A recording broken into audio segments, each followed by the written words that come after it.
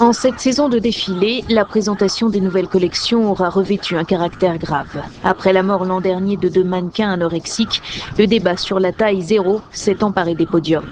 Société de l'image, idéal de la maigreur, pour Anna, 18 ans, ex-anorexique, la perversité du modèle filiforme est un facteur indéniable.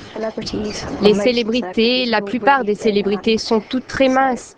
Et que ce soit consciemment ou pas, on associe la maigreur au succès et au bonheur. On ne voit presque jamais dans les médias des femmes normales, d'une taille normale, qui soient heureuses et qui réussissent. On demandait aux couturiers de faire défiler des mannequins sains, âgés de 16 ans et plus. Quant à savoir comment un mannequin sain se définit, nous n'avons pas obtenu de réponse auprès de ces mêmes organisateurs. Dans les troubles graves du comportement alimentaire, nous recensons l'anorexie mentale, la boulimie nerveuse et d'autres troubles non spécifiés.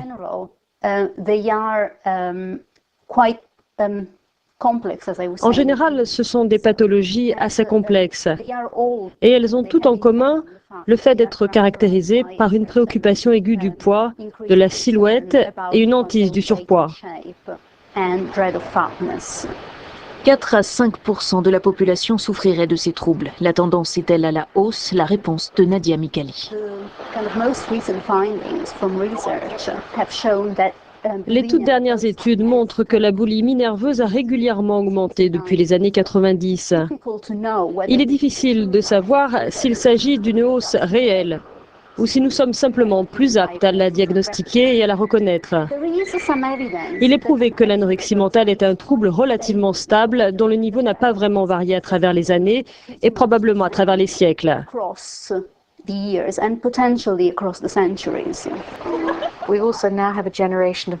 Nous sommes face à une génération de mères dont les pratiques alimentaires et l'image qu'elles se font du corps féminin ont été soumises à de fortes pressions au cours des 20 dernières années.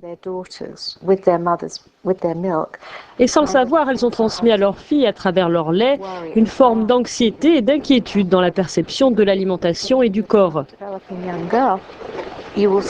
La jeune fille qui se développe voit dans sa mère un modèle et elle pense et absorbe la notion qu'être une femme signifie être préoccupée et perturbée par son corps et vouloir le changer en permanence. Nous avons tous nos boucs émissaires. Il est beaucoup plus facile d'avoir quelqu'un à blâmer et je pense qu'il est beaucoup plus facile dans ce cas de blâmer l'industrie de la mode que de dire quelle responsabilité est-ce que j'ai dans cela? Quels sont les magazines que j'achète? Je ne crois pas que l'industrie de la mode soit responsable des désordres alimentaires. Mais je pense qu'elle est l'otage de tendances complexes et perverses de notre société, dans laquelle la minceur en tant que condition que très caractéristique est hautement valorisée. Preuve de la gravité de ces maladies et de l'impact sur les malades, ces sites internet du mouvement qui se fait appeler Pro-Anna. Ils défendent l'anorexie et la boulimie comme étant un choix, un mode de vie, nourrissant l'illusion que les personnes qui en souffrent ont le contrôle de la situation.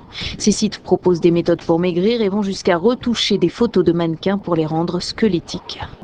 L'idée qu'une personne souffrant d'une maladie comme l'anorexie a le choix est tout simplement ridicule, c'est risible. Aucun des patients que je vois n'a fait un choix quelconque sur la façon dont il gère son quotidien. Tous ces patients sont totalement tyrannisés par l'anorexie.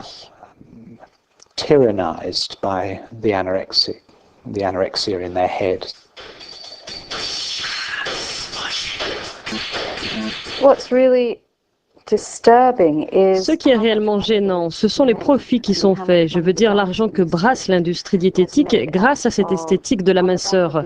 Parce que le régime est le premier réflexe des gens qui se sentent en détresse vis-à-vis de leur corps.